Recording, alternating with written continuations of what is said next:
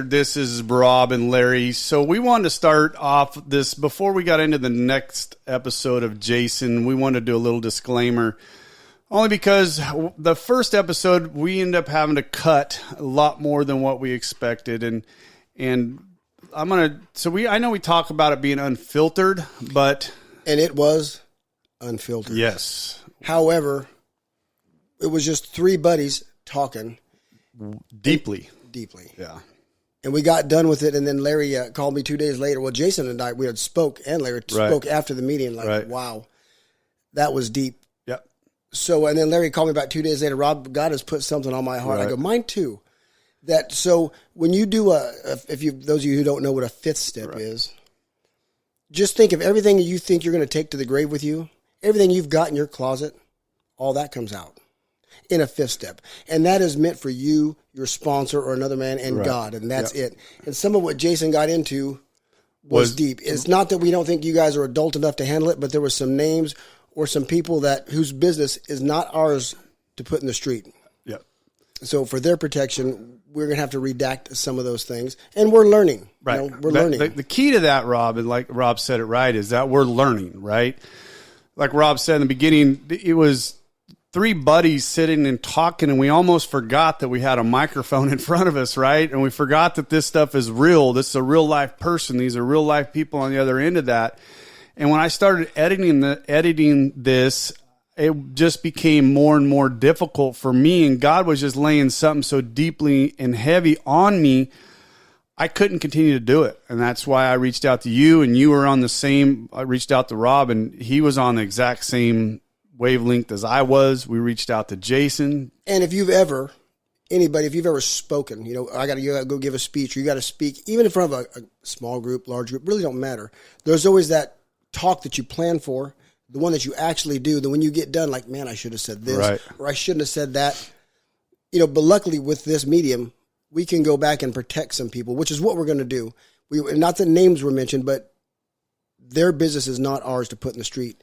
So we got to go back and protect a few people. Yep. That's why we're doing this. It's not to hide anything. No, and it's not. And so what you're going to hear, and you heard it in the first episode, you're going to hear a lot of editing, a lot of cuts. And we're going to get better about that. We are. We're going to get way better about that. But we're also, so just be patient with us as we go through this one. Or don't. Well, I hope you do, because there's a lot here. Or, hey, if you get mad, I love you anyways, right? Like I say before. Yeah, you do. Don't lie. Anyways, we're going to get into the second part of Jason. Remember, this is an extremely personal. I did the best job I could. I brought in another guy to help me do some editing to try and make this as best as possible. But as Rob said, please be patient with us. Stick with this. I promise you the last 20 minutes of this will come together, and it will change your life. The last 25 22 minutes of it will change your life. They're going to jump to... No, they better not, because the end won't make no sense. I would. But I don't have patience. All right, here we go.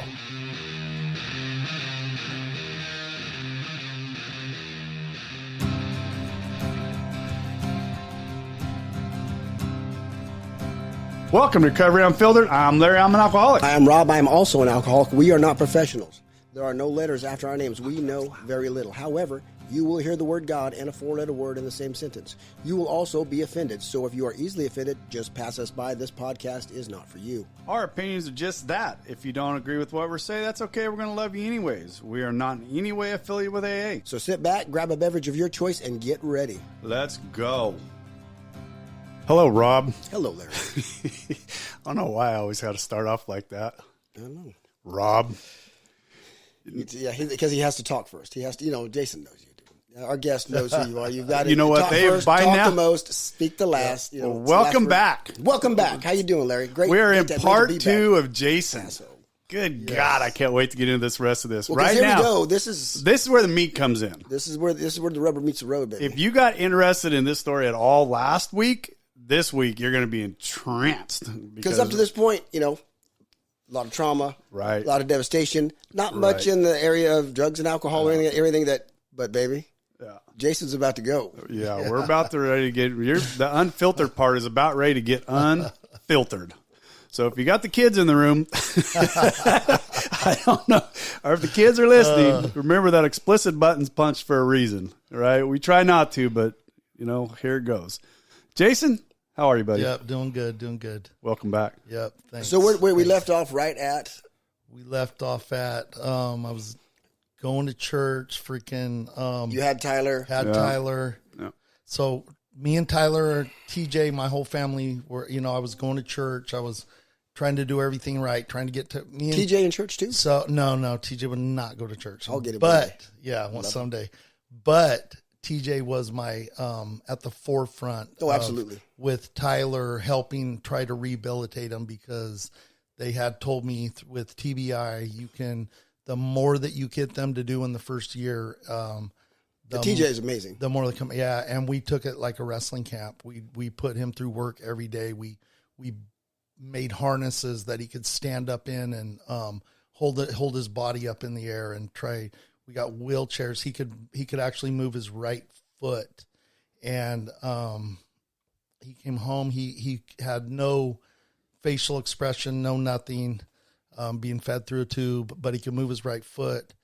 And one day he typed. His mom had bought him all these little kid toys and stuff, and it had the alphabet on it. And he typed out, "My hip hurts," and he had his hip was destroyed. They had put pins and everything in his hip, and he said, "My hip." He typed, and everyone's like, "Fuck, you're in there." Right. And he goes, "You're in yeah. there." He goes, "Yeah, I'm in here." He typed. He wouldn't blink, wouldn't do shit, but he would literally. His brain was full functioning. His brain was functioning in there. And, I said, "Hey, do you remember my phone number?" And he, typed it in with his toe. Wow. You know what I mean?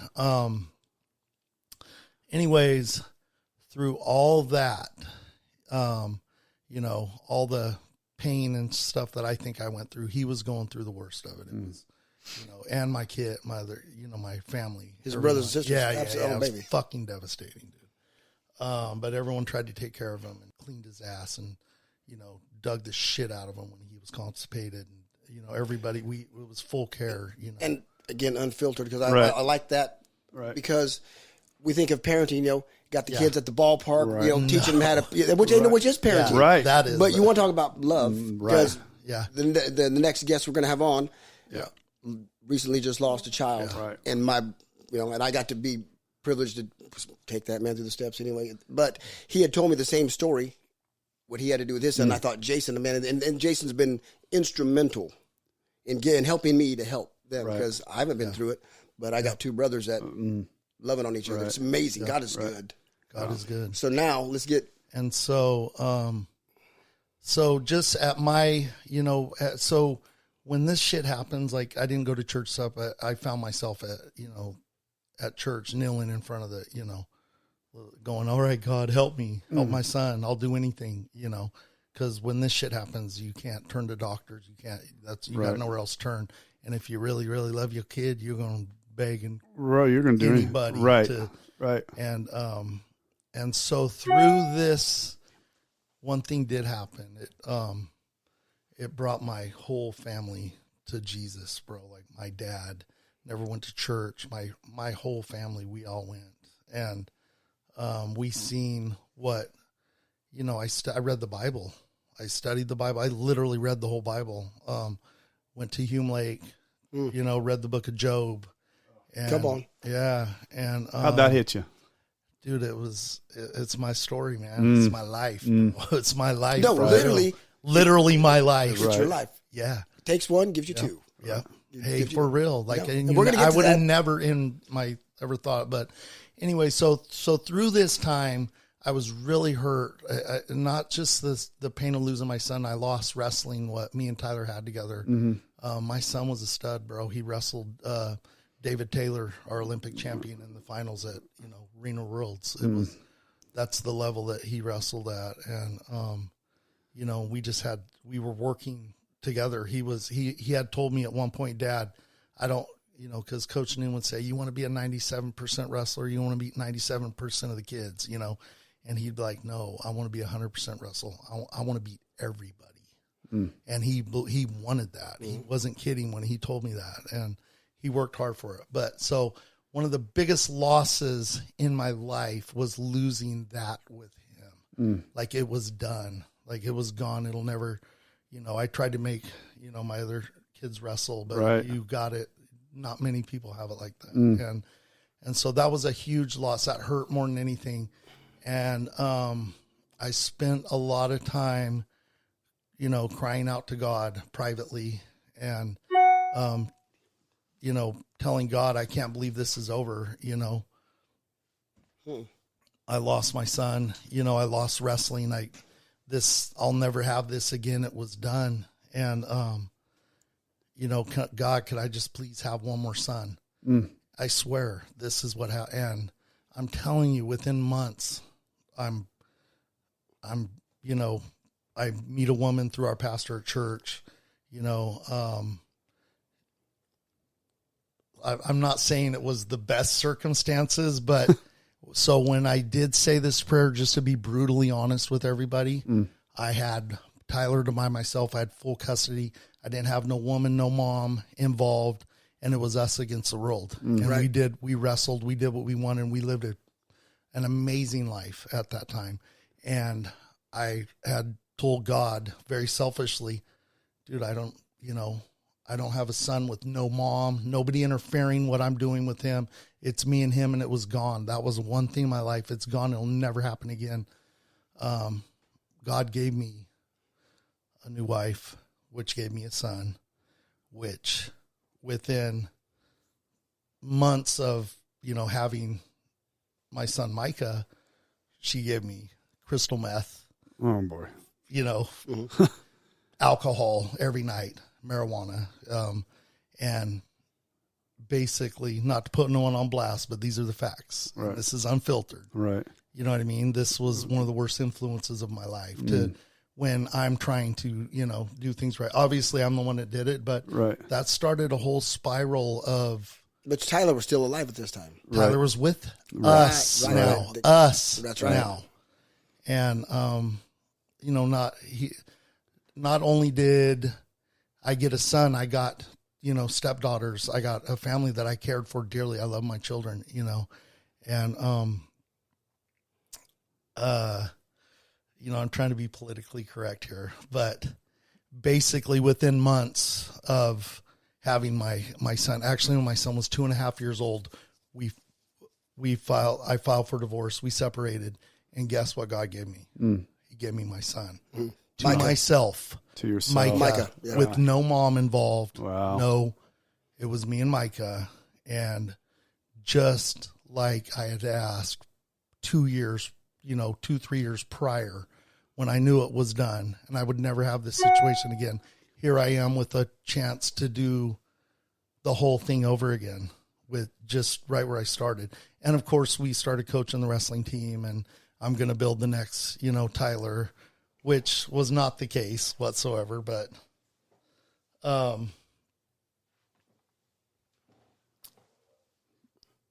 it was one at that point, I knew it was God that had answered my prayers like that. And I never, it's something never happens. Like you can't, I don't know, they say you can't ask for selfish stuff, but I did, and I received it. So, with that being said, we went on with Tyler, with my new family, Tyler, we divorced, me and Micah. Tyler was very, very 1 foot in heaven. He was done with this earth. This is when he was, just begging. I had lost my shit. I started, obviously, so let me rewind back a little bit before the divorce, with, number 2, with Micah's mom, number 2, we started doing drugs together, and of course, that led to just being out of control. The whole thing was just a shit show. And, because let people know, Jason is extremes. Yeah. I don't do a little one. There is no half-ass. Most of us are. Yeah. Yeah. Most of us are. When we're going to do it, we're going to do it. Yeah. But of all the 4 steps that I've heard, which are many, there was only one that I wouldn't trade mine for the rest, and that's his. We'll get to that too. The rest of yours, I'll take there. You can have mine, but I don't want his. Yeah. Hey, so anyways, with that being said, at that point, with being under the influence and not being able to control my life, but I did not want to feel anything. I knew I was going through a breakup. I wasn't going to have the happy family like I had in my first marriage. Like, which is what that's what I was chasing the whole time. Right. Not really knowing it, but that's what I was chasing the whole time. Right. And I knew that Mike was going to be screwed just having a single dad, but I was going to be the best dad I could. But I could not. It got so hard I couldn't even stand to look at Tyler anymore. It hurt. I said, "Hey, you can come get Tyler. I can't do it no more." And I wiped him from my house. I took all his pictures down. I acted. She was so happy to have him, and it gave her a chance for redemption. Redemption, and have her baby again for the next, couple years of his life before he passed. And but to bury that, what did you have to take? Dude, I was on drugs. I didn't care. I didn't want to feel it. I did not want to any of it. It didn't matter. I couldn't do it no more. There was I had caregiver burnout. I was done. Like, I gave up my whole life for him. There was no more work. There was no more. It was just. I was just going to ask. You weren't working anymore at all? As much as I could, my dad would supplement our jobs together, and he would still pay me. And, it was a big, everybody pitched in and worked hard to take care of Tyler. I don't know, man. It was just, I was done with Tyler. I couldn't do it no more. I couldn't think about it. It was too much. It was literally. How long had you been taking care of him up to that point? A couple of years. It was a couple of years. Wow. So to mom he goes. To mom he goes. That's when, and I spiraled, bro. That's when after he left. Yeah, I made it. I made it my mission to, I don't know, do whatever I can. I was being a bad, bad person. I didn't care. I didn't, there would be, I would go seek out gang members and stuff and have gunfights and you know what I mean? And I would try to, Were you trying to kill yourself? I told God I would not kill myself, but if you kill me, first thing I did is went down and never rode a motorcycle, and I went down and bought a new Harley. Wow. And I got on that thing, and I said, yeah, took the mirrors off and drove that thing as fast as I could everywhere, slid that thing up and down the road, Oakdale, Waterford. Wow. And being in the circles, me and my wife, we would hear Jason, because I was, in recovery. Yeah. I was, Jason's off the rails, well, if I ever get a chance, I'll help him. Yeah. But no, I did. I promised God I wouldn't kill myself, so I wouldn't do it. But you so put yourself be it in a lot of positions. Die, if I get shot right here, and there goes the pain. Run-ins with the cops and stuff. And I remember one of the last times I got pulled over, the cops walked right past 2 of the other bullet holes where I had gunfights, and walked right to the brand new one and started taking pictures of it. And I'm like, how the fuck did they know that was from 2 days ago? Why didn't they take pictures of the other ones? They have the CSI team out there. And I was like, oh God, I gotta stop. And so that pushed me to straighten up. Because when I did that shit, it was me throwing a fit at life, going, fuck you. Right. Like, I can't have nothing right. My dad didn't teach me how to be a good man. Like, I'm blaming everybody on the planet for, whatever. Us. Yeah, for whatever it is. And, and just throwing a ball-eyed fit. If my life can't be easy, then fuck you. I'm going to shoot everybody and fight everybody. And you know what I mean? And what, you want some? Come talk to me, send me to jail. You know what I mean? I don't give a fuck, and that's throwing a fit. Yeah. And I threw my fit. That was my second fit.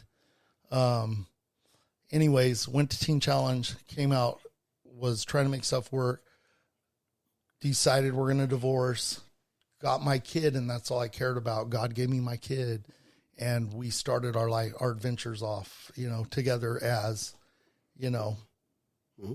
as this is us, me, me and my little Tyler again.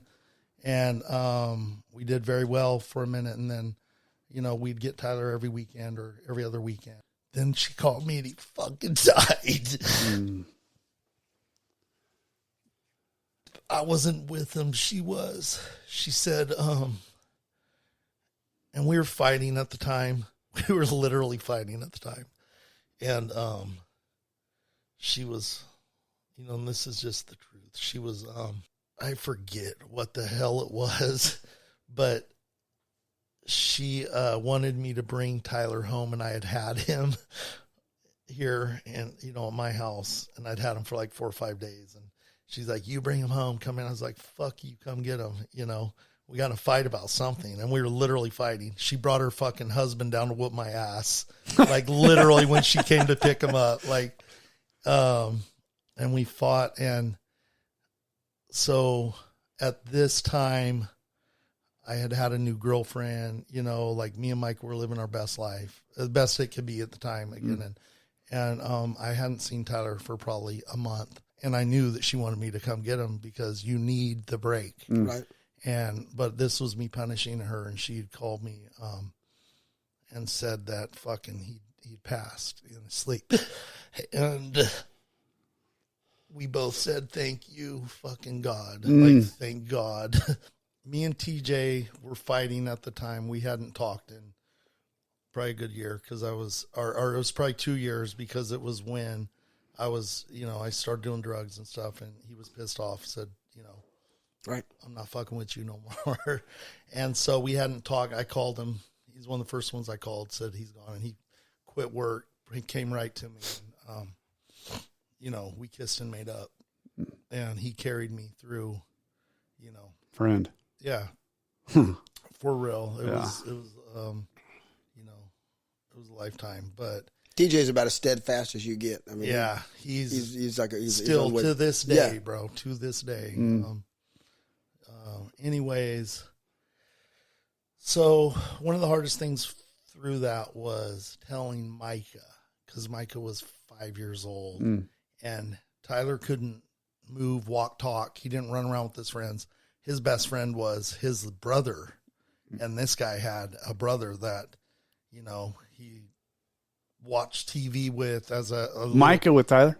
Yeah. Wow. Yeah. That was his brother that like none other. That's like having son. Hey, come on, Tyler. You know, you want giving him drinks and, you know, fighting and watching, just doing everything. He had someone to, you know, that couldn't run from him. Yeah. And they were just best friends. Right. That was just, and so I don't know. Micah felt the vibe, and I remember just going, Daddy, where's Tyler? And I had to tell him. And anyways, so that was a hard one for me and him. We all carried him. TJ, we all carried him to the hole and put, you know, when you got to carry your baby and put him in a hole and throw dirt on top of him, that's a hard one. But we did it, and we all knew it was for the better. Ask a question, Jason, real fast. Were you, and only because I want to make sure and bring this back, were you drinking, were you drugs when during that, the burial and during that period of time, were you using substance? No drugs, but it was drink. I would drink. It was drinking. It was, that was a bottle of Jameson that day. It was for sure. It was, you know, I tried not to do the drugs because I knew I went off the rails with that, but the drinking I seemed to maintain. This was after Teen Challenge. You've been back. It was starting to progress a little bit. It was starting. It was, you know, going to bars, bar fights. Dude, I did the best that I could to try to pick up and move on with my life. And I got, you know, I went to Jessica's house for counseling for years. I took Micah for years, and I got super close to God, like the closest I've ever been. Like I'm close now, but at that time, that's what got me. So no hatred. You didn't go through that. No, dude. I was done. I tapped out. Mine was, I'd lay in your my hatred bed. was done. It was done. I know I was done with just, you know, fuck, like, I don't know what to do. There's like a little kid scared in the fucking dark by himself, no parents, lost. And I remember laying in my bed at night, all alone. So you were alone at this point. I had Micah, But yeah, he but was in the bed, but I was alone. You had no partner. No partner, no one to talk to, right, nobody. You know, I had my dad. Yeah. Through this whole thing, I have my dad. Yeah. And I still talk to my dad every day. Right. It's been my best friend my whole life. Yeah. But I have my dad, but he didn't know. He's never been through this. Right. He just fucking hurt for me, right. you know. His own son was going through pain. Yes. Yeah. But I had my dad. Yeah. I had Papa. God. That was, I had yeah. Papa. And I laid in my bed and I imagined and I prayed to God and I said, God, I know how much I love my children. I know how much I love Tyler. I know how much I love Micah. I know how much you love me. Mm. You love me, and I know that you care for me. And I'm asking you right now, like I take care of my children, please take care of me. Mm. Just hold me. Please hold me close. Hold me. And I swear, bro, that was the closest, purest. I felt he held me to sleep every night. God, I felt him wrap around me like you love your children. God was loving me like that, holding me and taking and comforting me. And that's what gave me the strength to go on through that time. And going to Jessica's house, the counseling, it was huge to know I wasn't alone. Micah was getting counseling, but Micah was my greatest crutch because every other night we would be sitting there watching TV and Micah would just come up, grab me and start bawling and go, Daddy, and just crying with big crocodile tears as hard as he could. And Daddy, I miss my brother. I miss Tyler. I miss him. And he would just cry. And dude, it hurt so bad. And I would just tell him, it's okay. We're going to see him again in heaven. You know, it's okay. Like I'm telling him, it's okay. Just right. Just like I was, you were told. Yep. It's going to be okay. And I think that's where I got the concept of laying in bed when I was hurting the worst and going, God, take care of me. Tell me it's okay, you know, and he did. But I started getting resentment at Micah from doing that. And after, I don't know, a good year of that, he was, Daddy just, it was like clockwork every other day. And finally I was just, dude,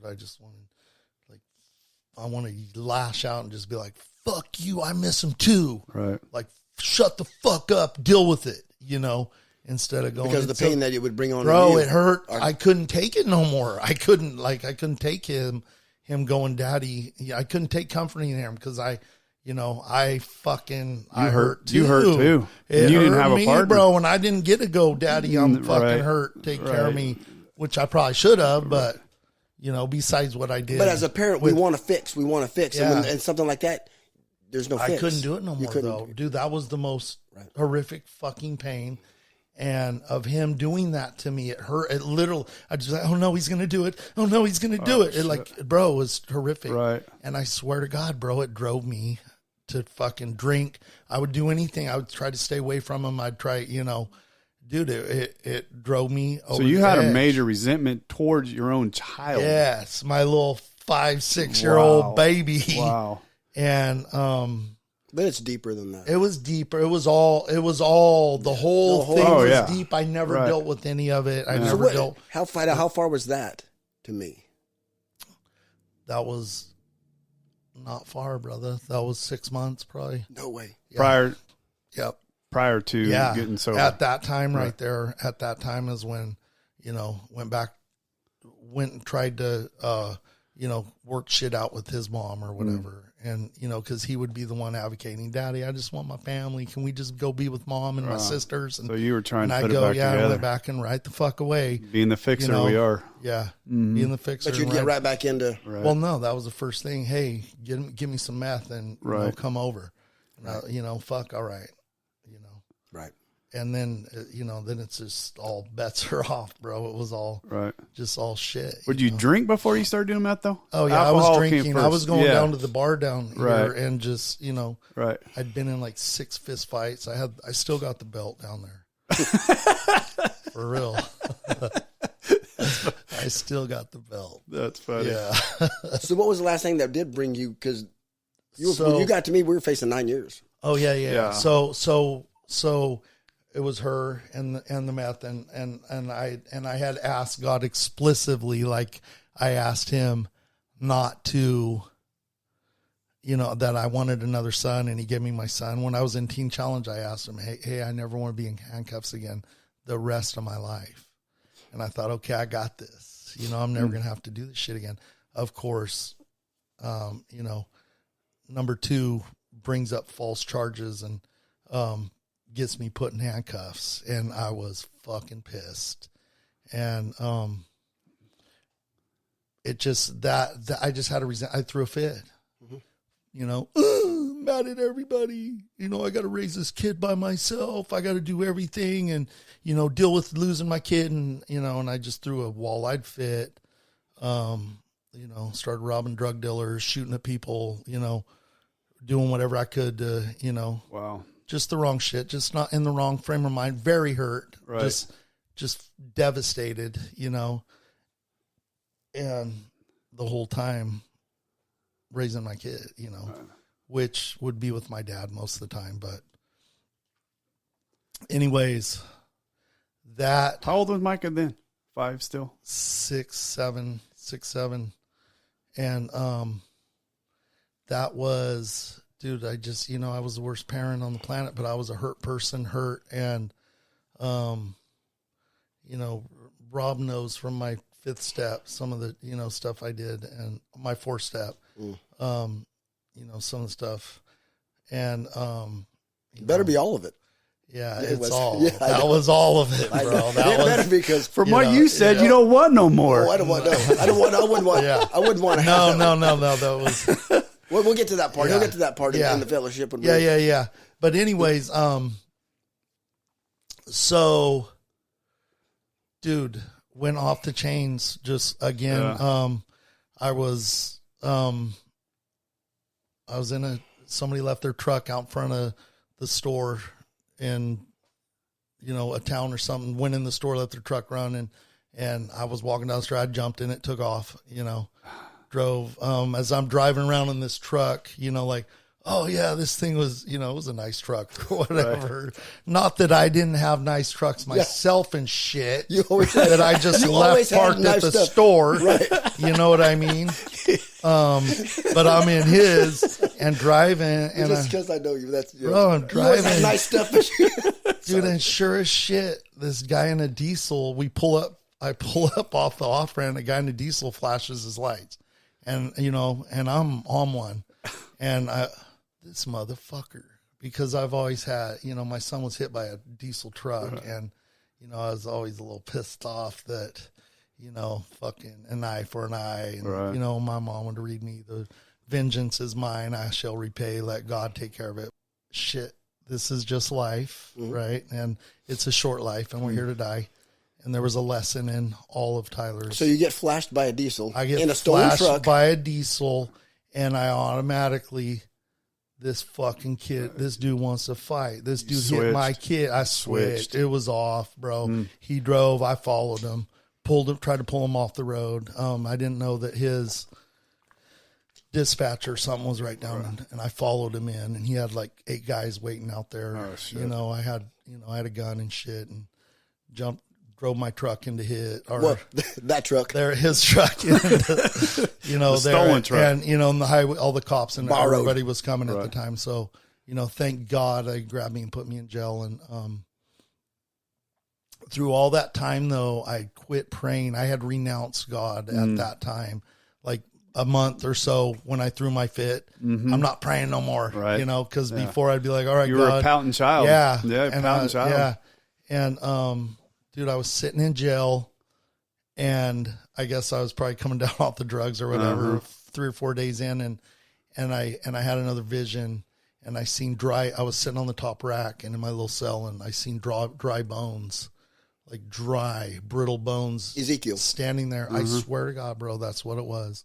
And dry bones, and all of a sudden I started praying for the first time in months, I started praying, and all of a sudden flesh started coming, and it grew, that just everything, the skin, the vessels, and there I was standing there You were looking at yourself? At myself, standing from me to you, dude, praying the whole thing. The more I prayed, the more it came life. And I swear I came to life again.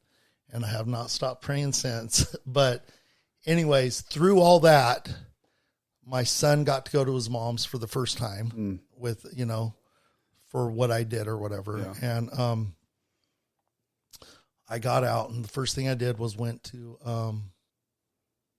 talk to a family attorney. And I said, okay, because I was submitted. I was defeated. I was broke. I was, you know, I didn't think anybody could help me for anything, but I was just whatever.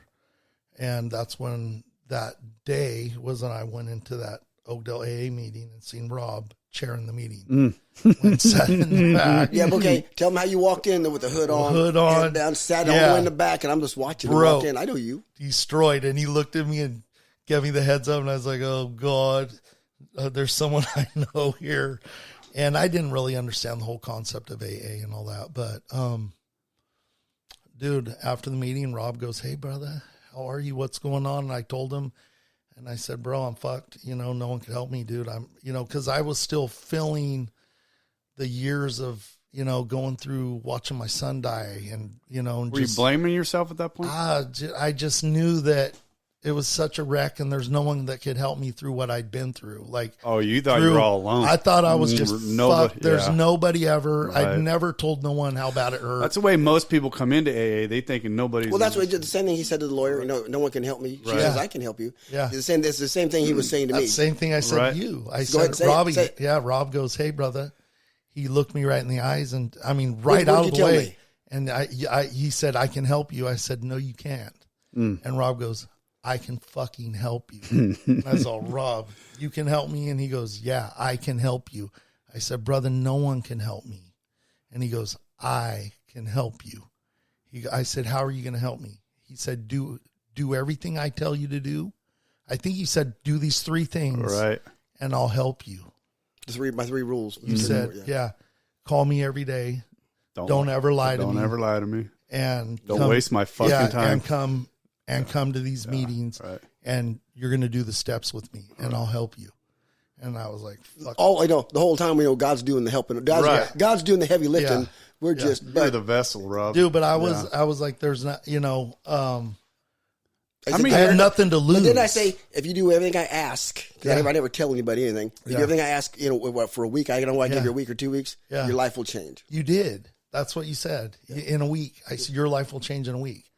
And what kind of prison time were you facing? 9 years. Yeah, 9 years, bro. I was getting 9 years. I'm a repeat offender. I'm a convict with a gun. Oh yeah. You know, chasing down a fucking diesel truck, and you know, there was no way I wasn't going in. And I accepted in a stolen vehicle. Right. And I accepted it.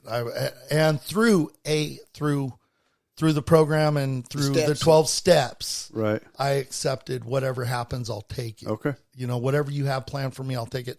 I had already, my son was with his mom. So we had time just to get, like I do, you know, get working. We went through the steps fast. Like I remember 3 weeks I was doing, I think my, that's how we went to the 8th step. And right. We went, dude, do me one favor. Tell them the story about the 5th steps, you know, when we break down the 5th steps, when you do the 4th, and we're in the room, and I had to get up and walk around. Oh yeah. So we're doing the 5th step. I was sharing with Rob all my wrongs and, you know, everything that I believed was, you know, wrong. And so I remember going in there to do the 5th step, and I knew I was fighting a case. And I remember looking up in the ceiling thinking, they got fucking microphones in here. I'm not supposed to say this out loud to anybody ever. And I remember going, hey, Rob, bro, this is shit I'm not supposed to say out loud. Like, never to nobody. I'm fighting a case right now. Like, dude, is there microphones in here? And I look at him, I remember Rob going, I see what you're saying. And I remember Rob goes, no, there's no microphones in here. You're good. I said, bro, I can't say this out loud. And he goes, just fucking say it, you know? Yeah. And I told him everything, including the, you know, But halfway through. Okay, so going through it, and so it just so happened one time. You could cut this out, right? I can if we have to. What I had to take. I basically had to take a break. He got to a point. Yeah. And I go, hold on. Yeah. And I've known him for 33 years. Yeah. And he's done all these other. Yeah, and I'm telling you, and I'm no angel, but I walk around the room and I'm like, oh, bro. What'd I say? Bro, I remember exactly. You're sitting next to me and you had your glasses on and your fucking head was sweating and you go, hold on a second. And he stood up and he walked around, took his glasses off and wiped the sweat off his head and looked around the room. And there's no one in there but me and him. And I'm like, what the fuck's he doing? And he looked at me and he goes, you are one crazy motherfucker. That is the craziest fucking shit I've ever heard in my fucking life. And I was like, I remember thinking, I wonder how many other people he's said this to. None. Not one. Because you told me to tell you my shit. That's anyways, that was, dude, I'll never forget that because to me, it wasn't that bad. It was bad. I mean, it was bad. But shit happens. Right. But I'd been through so much shit that, I'm not numb to anything. No, but by that time, I mean, we're talking a couple weeks. Yeah. We got to, about a week and a half to that point. But his life, and you know how when people come in and they start doing this process, but before they see it, the lights are on. I mean, he's the lights came on quick, bro. Let me ask you a question, Jason, because I talked about this with Rob. Did you feel like an onion? Did you just feel like shit coming off of you, being peeled off of you, and you're getting lighter and lighter and lighter as you were getting that stuff out? Dude, so when this happened, and it happened so fast, everything, it was, you say like an onion. Yeah. I mean, you could say like that, but I just remember dude, I felt like a 12-year-old kid again at the frog pond, bro, jumping in, no worries. When I had the worries, my son was with his mom, begging, wanting to come home to dad so bad. I knew I was going to prison. Knew it. I told my dad, "Hey, Dad." Well, one more. But God didn't bring you this. Finish this quote. Yeah. God did not bring you this far to drop me on my head. There you go. No, that was the Robbie. Dude, it just goes way deeper than I can't say enough of this program because if you were really in my shoes, and my shoes were fucking big, big bad shoes. I didn't just get fucked up every night and fucking kick my dog or something, bro. I had the gnarliest shit on the planet happening around me. I was going to prison. My little son that I begged God for, you know what I mean, is now I can't take care of him, and that's one thing I just got to do. And I just can't even explain the pain. I'd never dealt with the loss of my son. Had never dealt with. Talk a little bit before talk about a little bit, because that's a lot of the eighth, ninth step. But we went and did that because that was a watershed moment. Yeah. And how powerful there was a lot. There was so going through the steps to get to be like a 12-year-old kid again, which I never thought was even possible, because you pile all the shit of the world on, and I had some real shit I was piling on. And my son, I never got to say goodbye to him. Like when it was the day of his funeral, his mom came and grabbed me and said, "Hey, we can go back in here. They got him, I got him all dressed and shit. You want to tell him goodbye?" And I was like, "Fuck you," and I couldn't do it. She's like, "No, you should probably go tell him goodbye." And I was like, "No, I'm not going to fucking tell him goodbye. I'm going to remember him the way he was, and I'm not going to I can't do it. I can't do it." And fucking, I felt like the biggest bitch on this planet for not giving that little man enough respect to go tell my baby like a man. To go tell my baby goodbye. I'll see you soon, and give him a kiss goodbye, because I was too upset, So that one really hurt, bro. Not being a man and taking care of my baby. But that was part of my Next step. My next step, bro. Right. That was, I wrote, Rob had me write a letter to Tyler, telling him, I'm sorry that I didn't, I'm sorry, Bubba, I didn't come, do what I didn't get to tell you goodbye. And amongst other things, many other things. And we went and I'd never been to his damn grave. Like never went to his fucking grave in Took us a minute. In years. And we went and sat there on our own and sat there and, read him that letter. And that was freeing. That was taking the weight of this, I don't know, some of this shit you feel like you can never come back from. Yeah. And that's the God effect. That's the God, those are the God shots. Bro. It has to be. Because it ain't us. It's not, it's more than that. This whole program was God, the people. So I'm fighting a case and I know I'm going to prison. I get my son back immediately. Within 6 months, I have full custody. My son can't even see his, has to go see his mom through a mediator, I'm not saying that's good, but that's how hard I got my son back. But God was working. I mean, things were just dropping. Inexplicable things would happen. What happened to the case? Oh, so listen. So that's where I want to get to. So my first sponsee is what? A lawyer. A lawyer in the same county, the same judges, the same DAs that I am facing charges. Oh wow. My sponsee. God. Right? Is that odd or fresh out of Maynard's? Fresh out of Maynard's, bro. Wow. I did not know that part. Walks in the room, bro. Hey, blah, blah. One of the smartest, articulate guys we've ever seen, Rob. Yo, baby. And, dude, it goes way deeper than that. Just God walked me through it. I'd be like, there was times Jason would get, bro, I'm going to prison, and we would talk and we would work through it. Rob would tell me, God didn't bring you this far to drop you on your head. Wow. And I'd be like, there's no way I'm not going to prison. And he would be, well, if that's what you got to do. And I accepted that. Right. I told my dad, you may have to take custody of my son. Acceptance. Where it was acceptance. Right. And I was free. Yeah.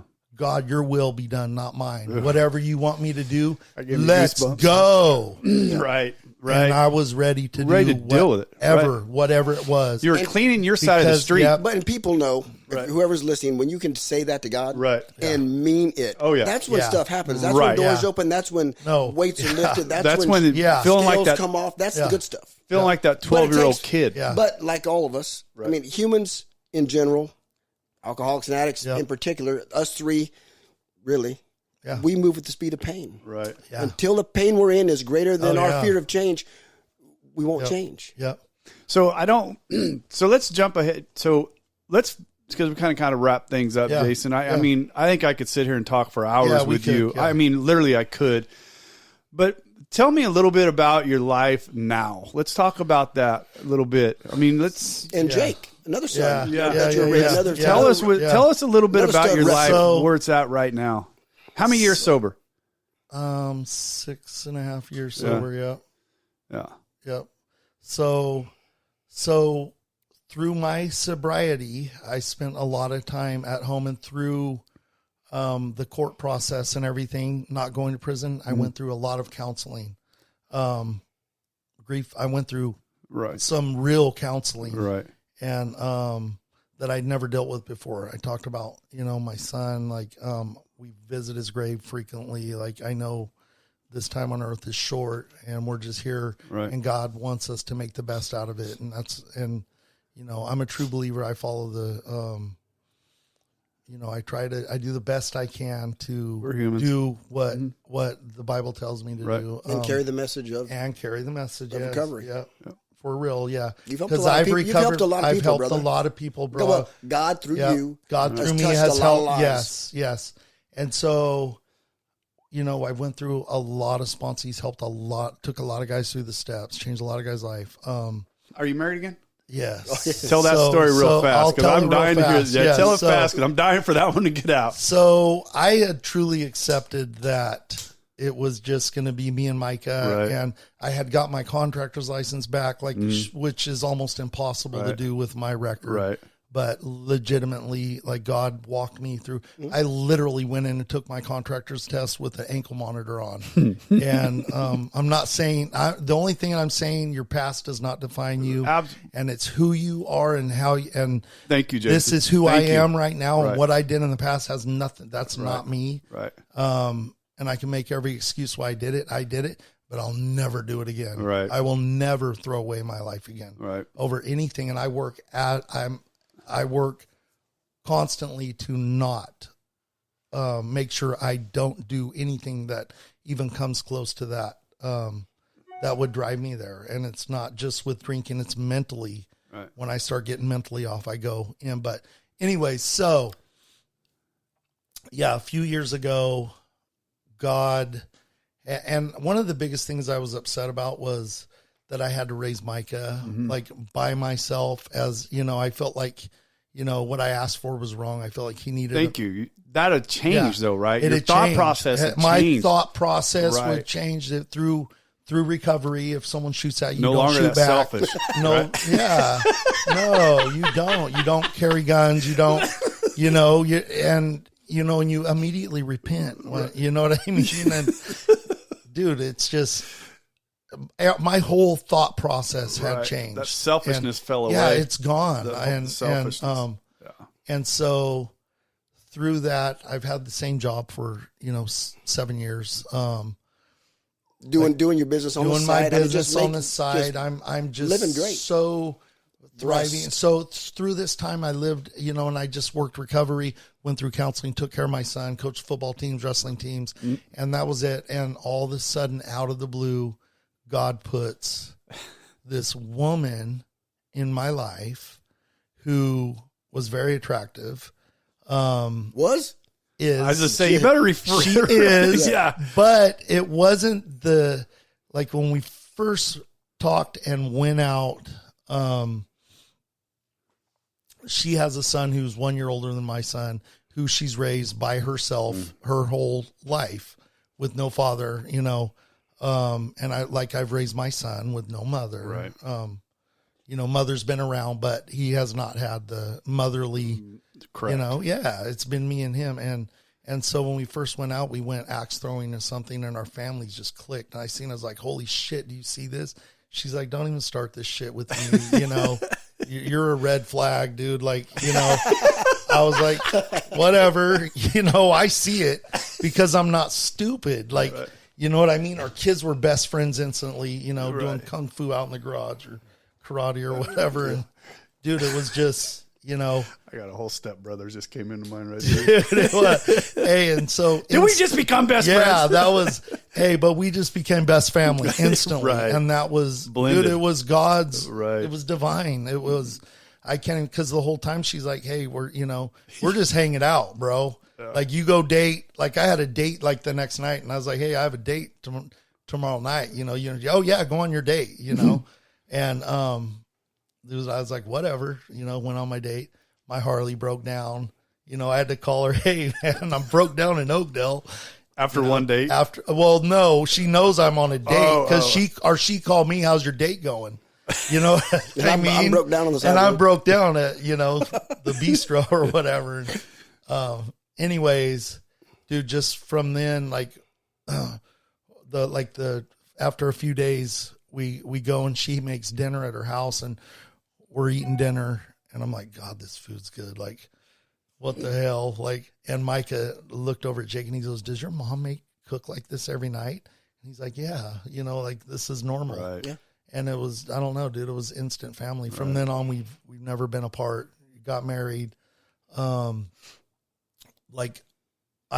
from my first marriage, we bought our first house, and that was as being young, that's exhilarating. You feel like a man. Like as you go back, that family dream, that American dream is starting to rebuild. All of a sudden, rebuilding. Within 6 months, we bought together. Like I went to buy it myself, and my credit wasn't good enough. We had to both do it together. And we bought our first house, and just from then on, my business had taken off and God had sent it in another direction. Wrestling again, Jake's on the wrestling. mat. So awesome. Made Jake's you even got back in his 8th grade. Yeah, I even got you even got back in. I watched you at a chicken ranch. Yeah, right, right. That was right after you got sober. Yeah, that was right. That was for real. Yeah. Now thinking about that it now, was right out of Teen Challenge, bro. Right there when I. Oh, that was that. That was before. That was then. Okay. Yeah. So you hadn't went off the rails completely then yet. This last time, but you just went to. You just were in a tournament here recently. Yeah, I wrestled at the state open class tournament. Yeah. How old are you? 53. Yeah. Hey, wrestled all the college. Hey, won. Got 8th place, man. Won my first match. Got set in the bracket just right. Where my second match, the guy that went to the finals broke my ribs, so I was out. But I defaulted to 8th place. So I know I could have beat a couple of those guys in there. But anyways, yeah, baby. That's funny. There was nothing more exhilarating than watching my kids who have been in the sport coach me and be just they're on your sideline thrive when I won, just jumping up and down. It was cool, man. Yeah. But besides all that, that was a very God moment too. But besides all that, Jake went in, took to wrestling. I seen he was tough right away. And he's, he wrestled the same weight class as Tyler did. And I thought wrestling was done. This kid is an athlete. Never, first year wrestling, I seen how tough he was, kept him in it. We lost a lot of matches that year. We kept wrestling all the way through till last year. And I started seeing that there might be an open spot on the. When Logan graduated, when my son graduated, Jake took that spot. Jake took that spot. There was an open team on that at that weight class, and out comes the wrestling mat. It did, yeah. We started going 24/7. Just like I did with Tyler. You getting joy out of it again, dude? I can't even explain it. Something that was dead. One of my biggest losses, I had to bury, bro. God gave it back. Like right now, Jake just came back from Virginia 2 days ago. He was at a intensive. It was a team tournament camp on the East Coast, man. He went 14-0. He's the only one kid on the team that won all his matches. He's tough, man. Yeah, tough kid, man. And just getting tougher and tougher. I can't wait to see what happens this year. Because I know what's going to happen. We're putting the work in. But he puts the work in. Yeah, but the beautiful thing is, the story, the redemption part that I loved, what I was crying for earlier, because I know the beginning and the end. Yeah. God took one son home. Yeah. Just like Job. Gave you two sons to raise that are on the mat, that are best. The best kids I could ever ask for. No, dude, I just can't even explain it. They weren't like us, Larry. They don't praise God. Shit we're praise doing. God for that. Yeah. They're I can't even explain, man. Extreme athletes never had an F. Wow. And what? Dude, our family never had an F in that. Hey, our family, we bought our second house just now. We just bought our second house. Businesses are thriving. My wife's almost all the way through her school.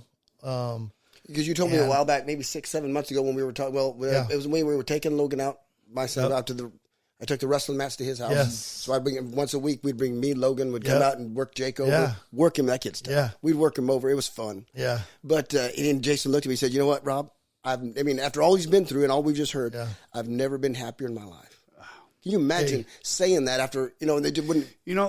I say this. That's a God thing. Right. We talk about this and you hear. Blesses people like us. Right. Even like us. As and unfiltered as we are. Let me ask a question. And we're super long, so I'm sorry to listeners because it's not a 50-minute podcast, but I was not about to cut this one short. Not at all. So I want to ask you a question, Jason, because I say this to some people sometimes and people don't understand it, but I think us and AA that have walked through this. Even though we're not affiliated with AA. Sorry. We're just members. Sometimes we go. Right. Yeah. We had to go through what we went through to be the men we are now. Tell me your thought on that. Yeah. No, so who I am right now, and that's what my wife says all the time. If she didn't go through everything she went through, she couldn't be the woman she is right now. I couldn't be the man I am. Right. And we are the biggest power couple most success. She hasn't drank in almost 2 years. Nice. Hey, my wife was a lush, bro. Like straight up bartender. Everyone knows her. Right. Hey, thriving. Like I said, we got $1 million in property that we just God put in our lives in the past 2 years. Like, but you're putting in the work though. We're putting in the work. We went to a meeting. Doors open. God opens doors and you walk through Sunday, them. bro, because I was, hey, I'm not ready. Hey, let's go to a meeting. Right. Right. And just got grounded real quick. Right. And I just can't even explain it. That life that I thought I would never have with my first wife and my first family, the one I walked away with pride and everything. I'd do anything to, have that again. I have it again. And I thought that was a one-time deal. But God has gave me back that double. with more maturity, sobriety. Right. You said the key word right there, Jason, the maturity, because now you appreciate, right? So God has given back to you what he had taken from you, right? Yes. You had learned through all that stuff that all that you had was not yours. Yes. Right. Yes. You didn't earn, yes. you didn't, it's a gift. It was a gift, but you didn't see it as a gift during that period of time, but now you see it. Yeah. So now you're living God's will out in your life, right? And everything, this goes right to our third step prayer, right? I mean, said it this morning, right? I surrendered myself to you. Correct. And you did that when you were facing that 9 years and you surrendered and said, I'm done. And everything that's came into your life after that is just twice as much, right? Twice as much. God's given you twice as much. More than twice. It's right. Rob used to tell me all the time, hey, wait for another year, see what it looks like. Right. Hey, wait for 5 years and see it gets better and better. You used to tell me that, bro. I can't even believe it's still getting better and better. Keep going. But why? Why, Jason? Just because you're the surrender. Right. It's the surrender. Right. Every morning I surrender. Let your will be done. I want nothing what I want. Right. Whatever you want from me, I'll take it. Well, and Jason would always tell me, Rob, I go to God with open hands like this. Right. Take out what you want, put in what you want, and I'll play with the hands that I've been given. Yeah. Which is tough. Right. It's not. I can't do it any other way. But I'm looking at Larry as I say this because for some people it's tough. He's getting there, but because control. Jason, until you get so broke that you have the freedom, then you're like, whatever that did that, I'll do it again. Yeah, baby. I still go through those moments, and I'm going to wrap this up, Jason. Yeah. I can't even begin to thank you for coming in here. For sure. I've been so excited to get you in here. Now I'm going to get emotional thinking about it. Unfiltered. It's to listen to what you've gone through, right? Yeah. And anybody that thinks out there that's listening thinks that, oh my gosh, I haven't been through that yet. Let me tell you something. I don't want that. Yeah. I don't want any of those. That's why I did not want his 4-step. Yeah. I don't want all the crazy stuff. There's not. I didn't want to bury a child. Yeah. That's the part. My yets are better off to stay right where they're at. Mm-hmm. And the only way my yets are going to stay there is I'm going to stay involved in this. I'm going to stay involved with God. I'm going to stay involved with giving everything over to him. I'm going to stay involved with what I'm doing here. I'm going to stay involved with this, I remember my dad, God love him. I was sitting over there as a couple, probably about a year after I got sober, and I was getting ready to go to a Saturday's men meeting. And I said, I'm going to head, because I go visit my dad quite often. And I goes, I'm going to head to a meeting. He says, God damn, how many of those meetings you got to go to? I'm like, for the rest of my life, Dad, for the rest of my life. See, they just don't get, you know what I mean? That's what we do. We'll start with this one, Dad. Right. I'll hit this one today. Tomorrow, if I'm blessed with tomorrow, we'll talk. Because my life, as good as I thought my life was, and I had a good life. Even when I never, like I said, I never got in trouble. Yeah. I had a good life when I had my moment of clarity. Yeah. I was still on top of the world. I wasn't kicked like Jason was. I wasn't kicked. I was on top of my world. I had my moment of clarity because I saw shit starting to come apart. Right. The bottom came up and hit you. Slapped me in the head and go, look at what you're headed for. Yeah. Right. That's when I said, nope, not for me anymore. I'm out. Get me in this. And I don't want to go back to that. I don't. Bro, you're an inspiration, and look what you're doing now. I can't do this anyway. Yeah. I can't do this anyway. Yeah. You guys talk about having sponsees. I can't do it. He's a terrible sponsor. I'm fucking horrible. Terrible. I chased the guy out of this office right here. I chased him out. I told him, get the fuck out of my house. I told him to ran him down the fucking stairs, opened the door, and slammed it behind him. Get the fuck out. He was pissing me off, all right? He thought I was a fucking marriage counselor. But, that's not everybody's gift. Right. No. Larry's got, sure the fuck ain't mine. Larry's got different gifts. Anyways. Rob, thanks for coming back. Oh, you're welcome. You're going to come back with me in a couple of weeks. Next, we got Jason, I love you, brother. Thank you love you, brother. Thank you, Rob. Yeah. Thank Jason, you, Larry. you can't even. Yeah. The respect I have for you is incredible. Appreciate you guys. Yeah. It's if you want to get in touch with Jason, reach out to us if you got information. Jason, we can give you some information to Jessica's house. I think that's something that we probably have. It's huge. Yeah. If you are interested in that, if there's something in Jason's story that you're interested in, email us at recoveryunfiltered Rob and Larry at gmail.com.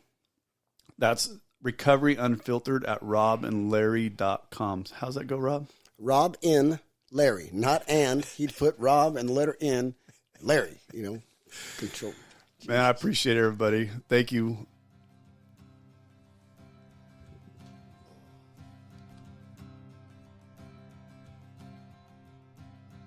Thank you for joining us today. We hope you learned something today that will help you. If you did not, come back next week and we'll try again. If you like what we heard, give us a 5-star review. If you don't like what you heard, kiss my... You can't say that, can you? Anyway, if you don't like what you heard, go ahead and tell us that too. We'll see what we can improve. We probably won't change nothing, but do it anyway. Hey, thanks, Rob.